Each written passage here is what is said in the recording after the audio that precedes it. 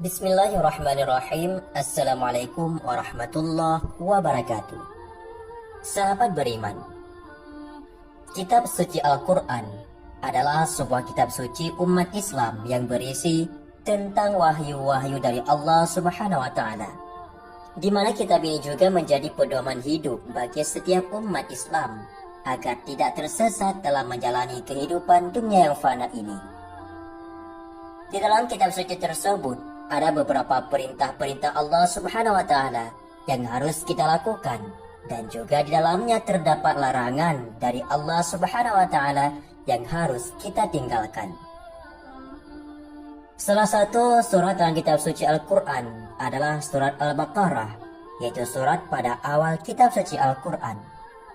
Al-Baqarah sendiri merupakan surat kedua dalam Al-Quran, tepat setelah surat Al-Fatihah. Surat ini terdiri dari 286 ayat dan menjadi surat yang jumlah yang terbanyak dari surat-surat lainnya.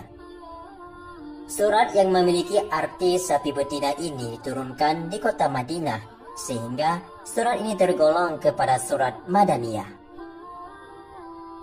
Namun di balik nama surat Al-Baqarah ini, ada suatu kejadian penting untuk mengenang suatu peristiwa penyembelihan sapi, di mana penyembelihan sapi tersebut adalah perintah dari Allah Subhanahu wa Ta'ala kepada Bani Israel yang terjadi pada zaman Nabi Musa alaihissalam, dengan tujuan untuk mengetahui siapa yang sebenarnya pelaku pembunuhan.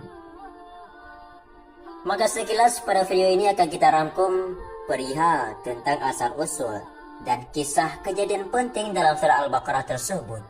Hal tersebut sebagaimana kami kutip dari kitab Al-Bidayah wan Nihayah, dan juga kami rangkum dari tafsir Al-Quran Al-Azim. Maka berikut ini perihal tentang kejadian dalam surat Al-Baqarah. Singkatnya, tersebutlah di kalangan Bani Israel seorang kaya raya.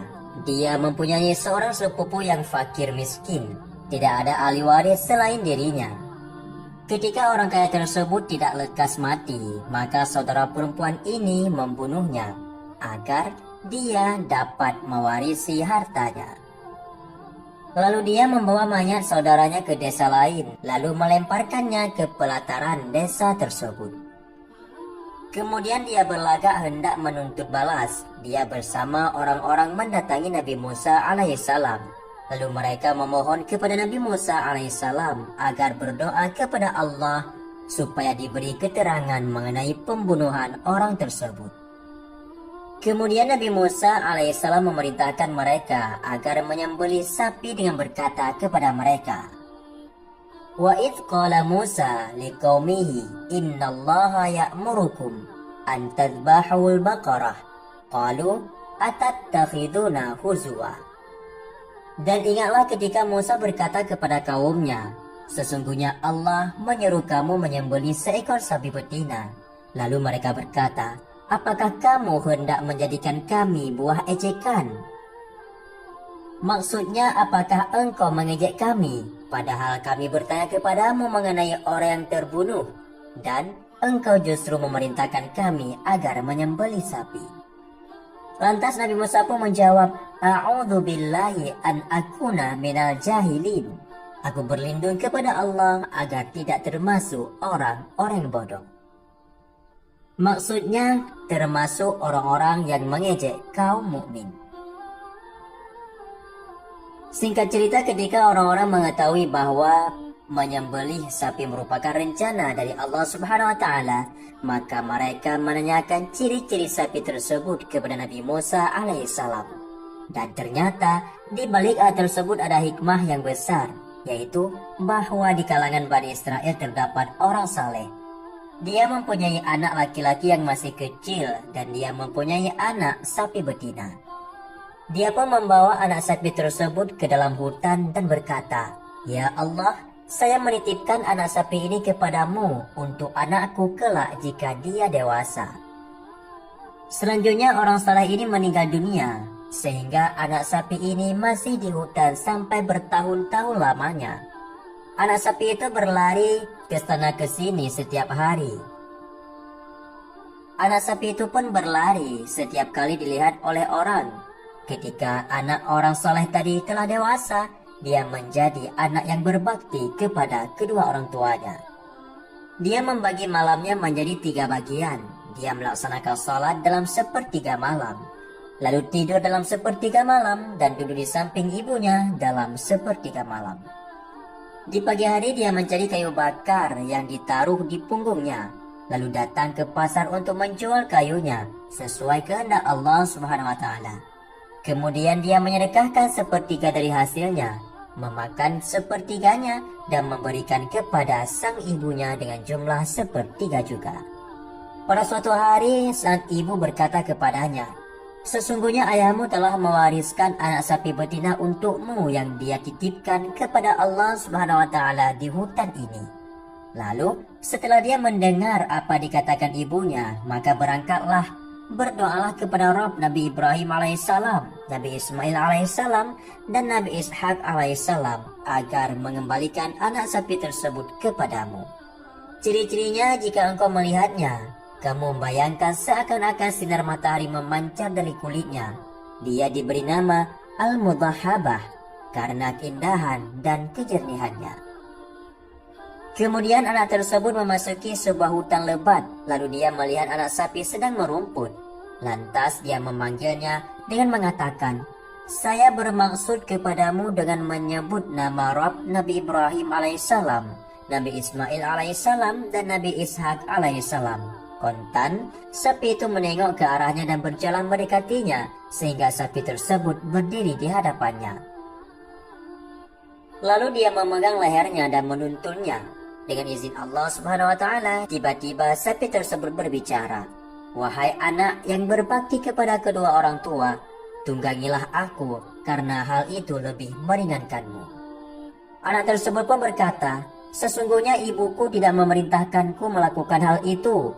Akan tetapi beliau berkata, "Peganglah lehernya."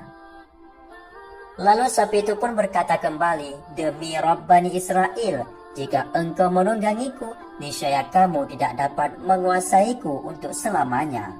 Ayo berangkat. Sungguh jika engkau memerintahkan gunung melepaskan diri dari pangkalnya dan berjalan bersamamu, niscaya ia melakukannya lantaran berbakti kepada ibumu." Lantas pemuda tersebut berjalan bersama sapi menemui ibunya.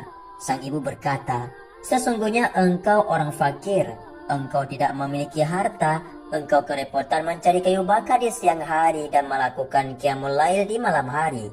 Oleh karena itu, pergilah jual sapi ini." Lalu Sela pun bertanya, "Saya jual dengan harga berapa ya ibuku?" Ibunya pun menjawab, 3 dinar saja. "Engkau jangan menjual tanpa pertimbanganku. Harga sapi telah dipatok 3 dinar. Sang anak pun berangkat ke pasar untuk menjualnya. Lalu Allah Subhanahu wa taala mengutus malaikat agar dia melihat makhluknya dan kekuasaannya sekaligus untuk menguji pemuda tersebut bagaimana baktinya kepada ibunya. Sungguh Allah Subhanahu wa taala telah mengetahui hal tersebut. Sang malaikat bertanya, "Kamu jual sapi ini dengan harga berapa, nak?" Dia pun menjawab, 3 dinar, dengan catatan ibuku meridainya. Lantas malaikat berkata, "Saya beli 6 dinar. Tetapi engkau tidak perlu meminta persetujuan ibumu." Pemuda itu pun berkata, "Seandainya engkau memberiku emas seberat sapi ini pun, saya tidak akan mengambilnya melainkan dengan ridha ibuku." Kemudian dia membawa pulang sapi kepada ibunya dan dia menceritakan tentang harganya. Lalu sang ibu pun berkata, "Kembali lagi, juallah dengan harga 6 dinar berdasarkan ridha dariku." Dia pun berangkat kembali ke pasar dan menemui malaikat. Sang malaikat pun bertanya, "Apakah engkau telah meminta persetujuan ibumu?" Pemuda itu pun menjawab, "Beliau menyuruhku agar tidak mengurangi harganya dari 6 dinar dengan catatan saya meminta persetujuan ibu." Sang malaikat pun berkata, "Saya akan memberimu 12 dinar." Pemuda itu pun menolak, lalu kembali kepada ibunya dan menceritakan hal tersebut kepadanya perihal bahwa ada orang yang membeli sapinya dengan harga 12 dinar. Lalu ibunya pun berkata, "Sungguh orang yang mendatangimu adalah malaikat dalam bentuk manusia untuk mengujimu. Jika dia mendatangimu lagi, katakan kepadanya, apakah engkau memerintahkan kami untuk menjual sapi ini ataukah tidak?" Pemuda itu pun melakukan hal tersebut. Lalu malaikat berkata, "Kembalilah kepada ibumu dan tolong sampaikan kepadanya, biarkanlah sapi ini. Sungguh Nabi Musa bin Imran alaihissalam akan membelinya dari kalian untuk mengungkap korban pembunuhan seseorang di kalangan kaum Bani Israel. Janganlah engkau menjualnya kecuali dengan kepingan dinar yang memenuhi kulitnya. Oleh karena itu, tahan dulu sapi ini." Allah Subhanahu wa Ta'ala memang menakdirkan orang-orang Bani Israel yang menyembelih sapi itu. Mereka terus-terusan menanyakan ciri-ciri sapi tersebut dan ternyata ciri-ciri yang diberikan sesuai dengan ciri-ciri sapi pemuda saleh tersebut. Hal ini merupakan imbalan bagi pemuda tersebut atas baktinya kepada sang ibunya sebagai anugerah dan kasih sayangnya. Akhirnya pun mereka pun membeli sapi tersebut dengan emas sepenuh kulit sapi. Lantas mereka menyembelih sapi tersebut, kemudian memukulkan bagian dari sapi kepada korban pembunuhan sebagaimana perintah Allah Subhanahu wa Ta'ala. Selanjutnya, orang yang terbunuh bangkit, lalu hidup lagi dengan izin Allah, sedang urat lehernya masih mengalirkan darah. Lalu dia pun berkata, "Yang membunuhku adalah si fulan." Kemudian dia jatuh dan mati di tempatnya kembali. Maka si pembunuh itu pun terhalang mendapat warisan dari yang terbunuh tersebut. Sahabatku semua, sekilas ringkasan kisah singkat di atas tersebut diambil dari kisah Bani Israel yang disebutkan oleh Ibnu Katsir dalam tafsirnya, Tafsir Al-Quran Al-Azim, dan juga kami kutip dari kitab Al-Bidayah wan Nihayah.